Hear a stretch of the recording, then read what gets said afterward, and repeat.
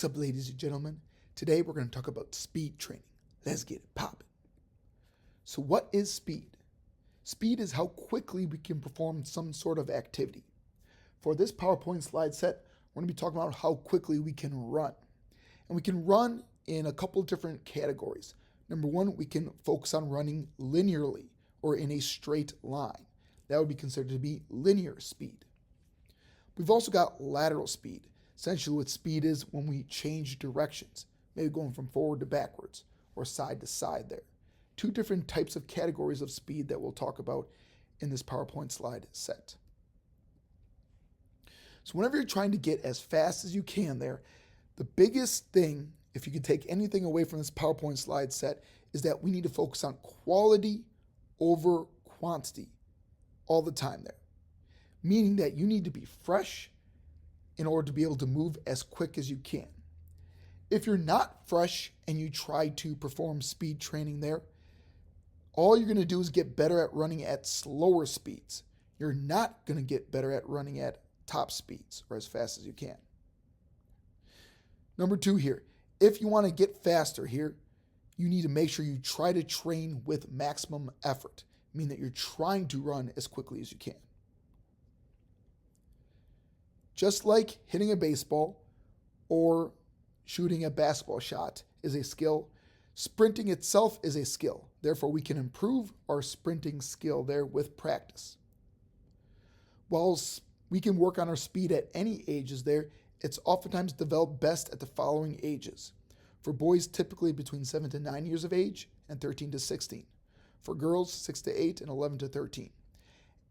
And this first stage here, we want to focus this mainly around training the central nervous system. So you want to choose speed activities that last less than 5 seconds. During the second stage there, we want to focus our speed training more around energy system development, picking activities that typically last between 5 to 20 seconds. Now, for someone to be fast or have a lot of speed, oftentimes depends on the sport or activity that you're competing in. Let's look at a few different examples. Basketball is considered to be kind of a continuous sport where you're typically often moving. But as you are moving there are times when you're moving really quickly and times when you're moving very slowly. So for example, I might be as a basketball player be dribbling the ball up the court there. When I'm dribbling up the court, I'm moving at pretty slow speeds there. However, I might be dribbling, then I see a spot where I can quickly drive to the hoop to score a layup. So there I would need a lot of speed there to be able to accelerate very quickly so I can get to the hoop before someone blocks my shot. After that, then I would jog back down the court to play defense. Okay? And as I'm playing defense, maybe my opponent decides to run quickly across the court. I need to sprint quickly to keep up with my opponent. So basically, basketball is a continuous sport where we require certain bursts of activity and you're being able to go very quickly. In basketball there, acceleration is going to be a very important characteristic. But however, since the basketball court is relatively small in nature, we're rarely going to reach maximal acceleration levels there. We'll accelerate quickly for a couple steps, but by then there we might need to change directions after those first few steps. Football is an intermittent activity sport, meaning that we're going to have short bursts of high intense activities, followed by lots of periods where they are resting, maybe walking, but basically just resting in between plays. Football requires maximal acceleration, and especially plays that go a far distance down the field there, we're going to reach max velocity. So maximal acceleration and maximal velocity are going to be needed for football players. Versus basketball players, they're mainly going to want to focus on acceleration. Soccer, like basketball, is also a continuous sport where they are, again, moving pretty much the entire game there, but it's going to require short bursts of activity, such as sprinting to the ball or sprinting on a fast break, something along those lines. Depending on the game there might be occasional max acceleration requirements there, and there will be max velocity requirements as well in soccer. Baseball, like football, is a very intermittent sport, requiring short bursts of acceleration there. And we'll oftentimes hit some maximal acceleration there, especially for an outfielder running for a loose ball. In order to get fast there and be able to exhibit this speed, it's a pretty simple equation. We need relatively smaller objects producing a lot of force in the right direction in a minimal amount of time. And if you have all those things, you're going to be able to run faster. With linear speed there are several different components that make it up. Number one is the reaction. How do you start your sprint? Is it off of the gun going off, like in a track and field race? Is it maybe based off of an opponent's movement? So something needs to cause you to react to something in order to start your sprint. The starting position you are just before you sprint there depends on the particular activity. You might be on 2 feet there, ready to start. Maybe you're on your hands and knees there, okay, in the starter's block of a track and field race. Maybe you're on the ground there and have to get off of the ground for a particular activity. So your starting position changes depending on the particular activity or need. Then comes the acceleration phase, where you start speeding up. Once you've reached your maximum speed, okay, that's also could be considered maximum velocity. After that, we try to maintain our maximum velocity depending on the particular activity. And then at some point in time there, we have to decelerate, either voluntarily because we need to slow down in order to change directions, or maybe involuntarily just because you start to get tired and can't maintain your top speed for a specific period of time. Before you undergo any sort of speed training, whether it be linear there or lateral, you need to make sure that you start with an active or dynamic warm-up, making sure to increase body temperature and increase the body's range of motion there to accomplish the activities for this particular speed session. With speed sessions there, we want to focus on the quality of the movement and effort, not just quantity there. In fact, doing too much quantity means your body gets tired, which means it can't reach the speeds necessary to move fast. Therefore, that's going to be counterproductive for a speed session. Make sure that you incorporate changes of direction, stops, and jumps as appropriate for your given sport in order to help you become fast for your particular sport. Other things to consider is different sorts of things to make your brain process different stimuli, make certain decisions, and to react off of different stimuli. When placing a speed session there within an entire workout session, we want to make sure speed happens earlier on in the workout. Maybe you focus on some technical aspects of your sprint training or your particular sport, kind of the X's and O's there, but we want to make sure we're fresh when we do our speed work. So speed should come towards the beginning of our workout, followed by any sort of power, strength, and conditioning work later on in the workout session. But again, make sure speed happens towards the beginning of your workout session. Now, the distance ran for each sprint, the amount of rest time in between each sprint, as well as the percent of top speed that sprint is ran at will determine the primary energy system used to fuel that sprint speed there. On the left here, you've got different terms for these different speed zones. Okay, we've got normal speed, we've got speed endurance, essentially trying to maintain speed at maximum speed level. We're trying to look at special endurance speed, look at intensive and extensive tempo, and then continuous tempo there. What you'll notice is that each of these categories, the length of each sprint is going to gradually increase in general from shorter distances to longer distances. The primary energy system used to fuel that sprint will gradually shift from alactic energy system, meaning anaerobic glycolytic energy system, to lactic acid tolerance system, to a mix of anaerobic and aerobic energy systems, to primarily aerobic energy systems. You'll notice as it shifts from alactic to aerobic energy systems, our sprinting speed will be shift from close to maximal speed to roughly fast to moderate speeds. Rest times vary depending on what we're trying to hit, and the total amount of volume covered in these sprints there will vary there depending on what speeds we're running at. So again, use this table here if you're trying to match certain speed zones. If I'm someone, for a vast majority of our sports, where sprinting distances are relatively shorter in nature, we're going to probably want to primarily focus on this speed category. If our sprints are relatively longer in nature, we want to focus more on speed endurance. If we're working on more mid-distance events, okay, things like 400 meters, 800 meters, we want to touch on some special endurance capabilities. If we're trying to help our athletes train for events such as the mile, 2 miles, okay, we might want to focus on some more tempo work. So again, use this table here to figure out how long each sprint should be, the amount of rest time each sprint should be, the total amount of volume completed in that workout session, as well as what percent of top speed you should run at if you want to focus on each of these qualities. Next up, let's look at general linear sprint mechanics. Let's talk about here what's happening with our arm mechanics here as we're sprinting. During the acceleration phase, the primary purpose of arm action is to help us produce force to try to get us up to speed as quickly as we can.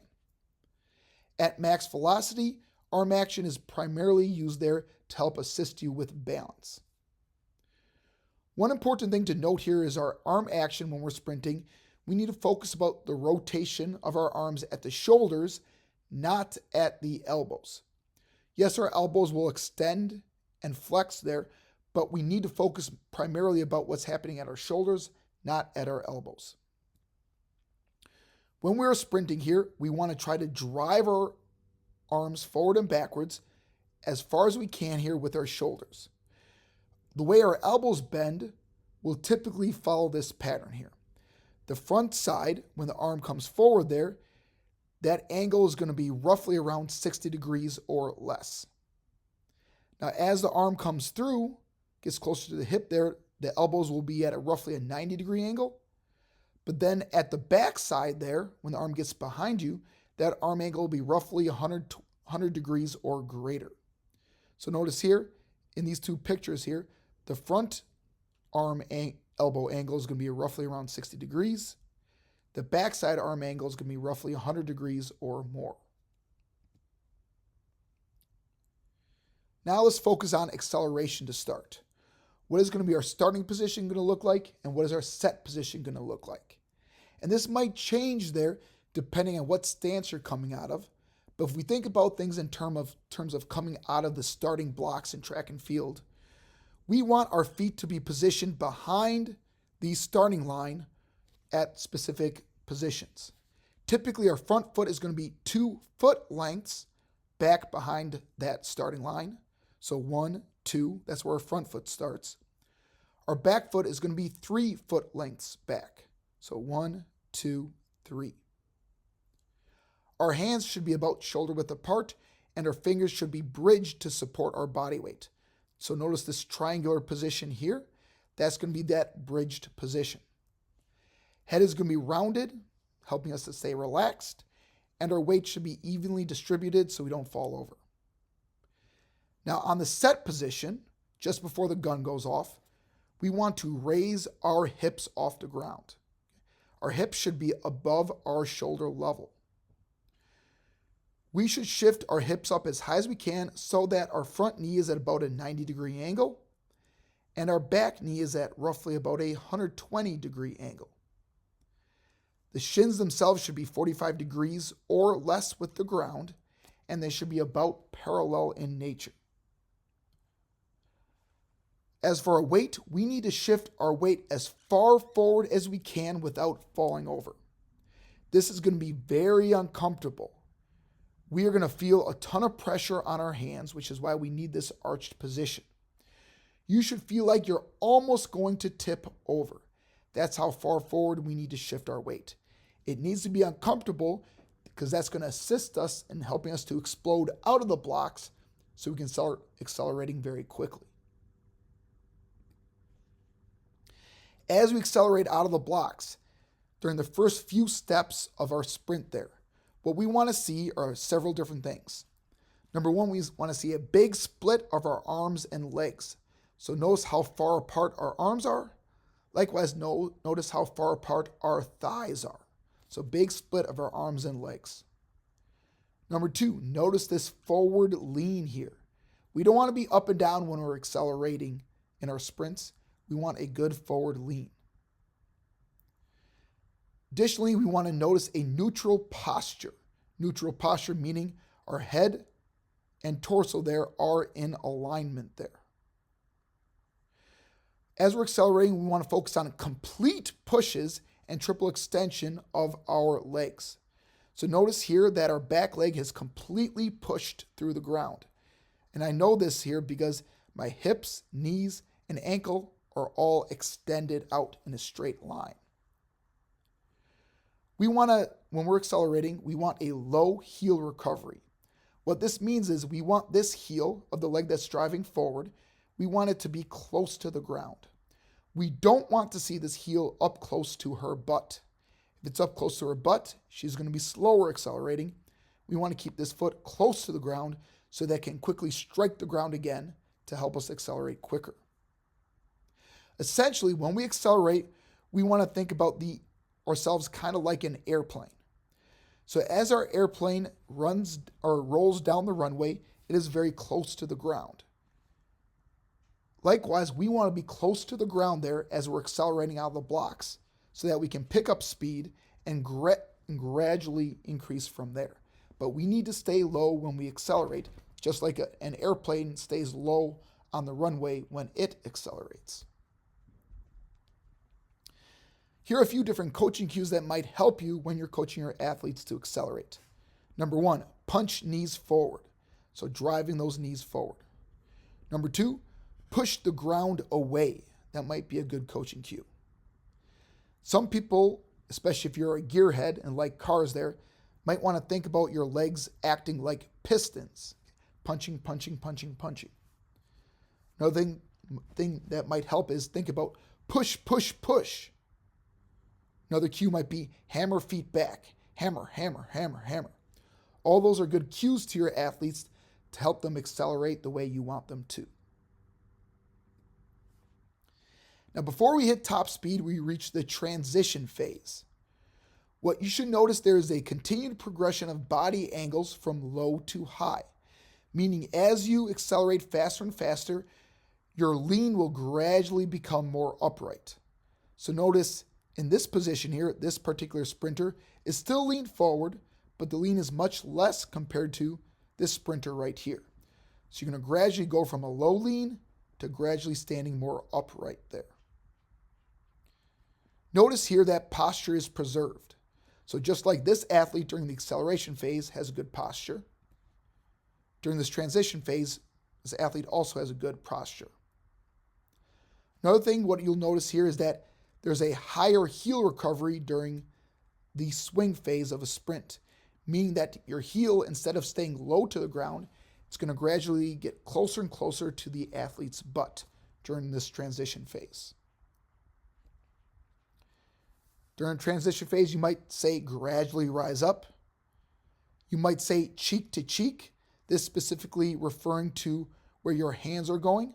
So one hand going to the cheek of your head, the other hand is going to drive past the cheek of your butt. Another way to think about this with your arm action is chin to hip, chin to hip. Those are good cues for you to use during this transition phase. When you hit top speed though, unlike having a big lean during your acceleration phase, you want an upright posture at top speed. Now, depending on the athlete, there might be a very, very, very slight lean forward. But for the vast majority of athletes there, you want to have very upright posture. Notice here when that athlete is sprinting, that back elbow is going to be very high. Not low, but high. Notice here with this athlete at top speed, there's going to be a high heel recovery. So watch this athlete's heel there. As his leg comes through, that heel is going to stay close to his butt. Compare that to during the acceleration phase where that heel is low to the ground. During top speed, that heel is going to come through very high off the ground close to the butt. Additionally, the front knee is going to be very high off the ground. That's what it means by front side dominant. When we're running at top speed, we don't want to be very stiff or rigid.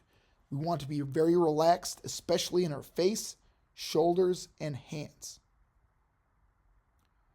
Notice here when the athlete's foot hits the ground there, it contacts the ground underneath the hips. His foot doesn't contact in front of the hips. If he did there, he would be slowing himself down. So that foot must contact underneath the hips there to run at top speed. Likewise, we need to have a vertical shin angle upon ground contact. So notice here, when the foot hits the ground, that shin is very vertical. Compare that to the acceleration phase where we've got those angles there, angled forward there at about a 45-degree angle. At top speed, we want our shins to hit the ground at a vertical angle. Common cues you might want to use is you might want them to think about balancing a bowl on your head. So the head's not bobbling all over the place, it's staying very level. You might think hammer elbows back. So elbows back, elbows back, elbows back. Some people might think about stepping over the knee. That helps get the athlete to bring that heel to their butt when they step over. Running tall is another good cue. High knees, emphasizing those front side mechanics is good, as well as emphasizing heel to butt, heel to butt. All are good cues there when you're trying to help your athletes run at top speeds. So as we're accelerating, going from a starting position and then finally reaching top speed, there's different characteristics that we kind of see across that acceleration there. What you'll notice there is that as that athlete starts to accelerate, their stride length will go from short stride length to a relatively longer stride length. Now, unlike what some people believe there, some people believe that during your start there, you should be taking short steps on purpose. And that, ladies and gentlemen, is not what you want to tell those athletes. The only reason why the athletes' steps are shorter at the beginning compared toward once they hit top speed is because they don't have enough momentum going forward yet. That's why the steps are so short. However, at top speeds, they've got so much momentum going forward. With every step there, they cover so much ground, and that's why stride length is relatively longer at top speeds. But do not tell your athletes to take short steps when they accelerate. Tell them to take as big a steps as they can, as forceful steps as they can when driving out during the acceleration process. Secondly, going from the acceleration phase to top speed phase, ground contact time will gradually shorten, going from longer ground contact times to very short, fast ground contact times. Shin angle goes from a very small angle, notice here, to a very large angle or upright angle. Velocity during acceleration is going to be relatively slower compared to top speed where we're very fast. Stride frequency is going to be going from relatively slower during acceleration to relatively faster at top speed. Understand here though, it doesn't happen very abruptly. It's all on a continuum there, gradually changing from short to long, long to short, small to large, slow to fast, or slow to fast. Next up, I'm going to go through this video and look at some of our different sprinting acceleration and sprinting top speed mechanics that we just discussed in the previous slides. You can click on this video link anytime to watch it yourself. Let's summarize the many different sprint characteristics that we've just talked about in this video here. Starting off, let's focus on the start and focusing on acceleration. Notice here, in the start here, That back knee is at that 120-degree angle. Notice that front knee there is about a 90-degree angle. Front foot is about 2 foot lengths back from the starting line. That back foot is about 3 foot lengths. Notice here he's got a ton of weight shifted forward. Very uncomfortable there. And he wants to be that there so he can explode out of his start. All right, so as he starts accelerating out of the blocks here, notice he's got a good forward lean. Okay, he's not popping up. He's staying low and going forward. That's going to help him to accelerate out as quickly as he can. Notice here, he's getting great thigh separation. Okay, those thighs are splitting out far apart. Along those same lines there, notice what's happening to his arms. His arms are also spreading out very far. Again, you want that big thigh spread and big arm spread accelerating out of the blocks. Another thing I want you to notice is look at his heel recovery. So his heel is staying relatively low to the ground. It's coming up a little close to his butt, but it's still quite far away as he's accelerating out of the blocks here. And we need to do that there because he needs to get this foot down very quickly so that he can take another step pushing into the ground. Another thing to notice, look, he's got that good triple extension of his hips, knees, and ankle there. Okay. That means he's getting complete pushes with his legs, helping him to accelerate out faster.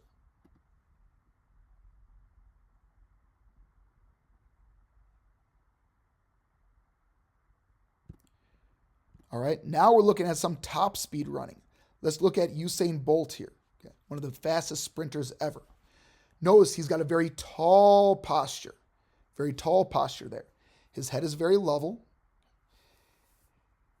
As he's taking a step here, let's see if I can pause at a good time.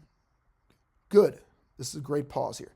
Notice upon his foot hitting the ground, his foot is hitting the ground when it's underneath his hips.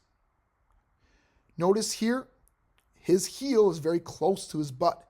So he's got relatively high heel recovery compared to what we just talked about there. Likewise there, let's take a look at shin angle. Shin's very vertical. As he keeps taking steps there, notice here that his elbows are driving high back behind his body. So his elbows are driving back. Notice his arm action. Arms get to about 60 degrees coming forward. And then as they drive back behind his body, we'll see it drives back about a 90-degree angle, and then we get to past 100 degrees. So that's showing these different arm action characteristics, leg action characteristics at both acceleration and then right now here at top speed. Now in many sports, we don't just run straight ahead. We've got to change directions or we got to move side to side very quickly as well.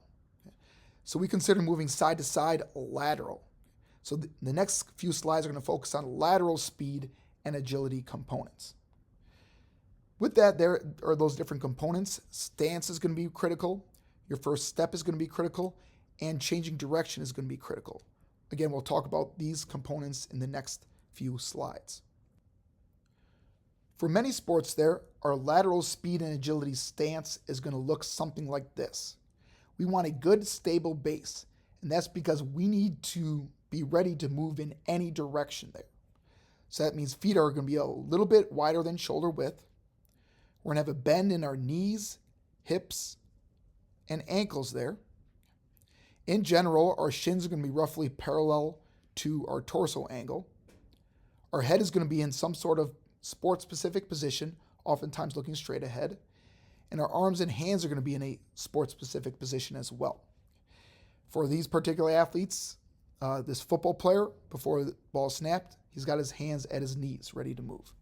For this basketball player, his hands are a little bit off his knees. Maybe a volleyball player would have his or her hands between his or her legs. So again, sport-specific position, but in general, most of the time, if we need to change directions here, we're going to start in a stance in this good athletic position. So the first step that we take there is going to be dependent on the direction that we're moving. We might need to step out farther if we need to move more side to side, or a little bit more forward if we need to move a little bit forward while also moving to the side. When we move out there, notice here that these, even though they're moving sideways there, they still have a lean going sideways. So just as moving straight ahead, we need a lean. When we're moving laterally there, we also want to get a lean. So the direction that you step, okay, and the angles we're trying to get are going to be very similar to sprinting straight ahead, but the only difference is now we're moving side to side instead of straight ahead. When we need to cut and change directions there, it's important that we bend our ankles, knees, and hips there to absorb the forces and help us to push out at that other angle there. So notice here, both these athletes here, they're getting ready to cut and change directions from going from our left to our right. So notice here, he's bending and leaning in because he knows he's going to be going to our right. So he's leaning in to try to get that angle. Likewise, this athlete here knows he wants to go to his left, our right. So he's leaning in to our right there in order to change directions. When you're teaching different change of directions, progressions, we want to start with the most basic movement first. Once we got that basic movement down, then we can create some more variation. After that, we can add a reaction component. And after that, there we can add some sort of ball or opponent there that we can use there in that particular drill. For example, okay, this is what's considered to be the pro agility drill. You start in the middle. You're going to sprint to the right 5 yards, sprint all the way back to the left 10 yards, and then sprint through the middle 5 yards. The basic movement there is just following a sprint, sprint, sprint pattern, meaning you sprint 5 yards, change direction, sprint 10 yards, change direction, sprint 5 yards. First get your athletes being able to do that. Next up, we might want to create a variation there. So instead of sprinting the entire time, we might want to shuffle 5 yards, sprint 10 yards, shuffle 5 yards. So that's creating some sort of variation. Next up, we might want to add a reaction component. So when the coach says go, that's when the athlete starts their pro agility drill. Fourth thing there, maybe we are competing against a component. So one opponent is starting on one side, and you are facing that opponent. When that opponent starts running, right or left there, your job is to mirror that opponent. So the opponent goes to the left there, you are going to go to the left, trying to mirror and stay in front of them. So again, this is just an example of how you could have a teaching or training progression going from a basic change of direction movement to one that's where you're reacting and trying to mirror an opponent there. Whether you're going linear sprint stuff or maybe you're going lateral stuff for speed, increasing variability typically enhances learning. So number one, we could change the type of command there to start the particular sprint. It could be a clap, a whistle, a verbal go call. Working on sprinting in different weather conditions will help you get better, faster in a variety of different conditions. The surface which you run on might enhance speed, whether you're running on a track, maybe a basketball court, maybe a tennis court, maybe in the grass. Practicing alone or with a partner, typically when you're practicing with a partner, you typically tend to run faster. And whether subconsciously or consciously there, that pressure of trying to look good in front of your partner, that might help motivate you to sprint faster. You can also practice by starting in different positions. Maybe you start in a 2-point stance, a 3-point stance, a 4-point stance. Maybe you start in that athletic position. Maybe you start on your chest. Maybe you start on your back there. Practicing different starting positions will help you get better moving out in and out of different positions, helping you to run faster. That's all I got. If you have any questions, let me know. Have a good day. Booyah.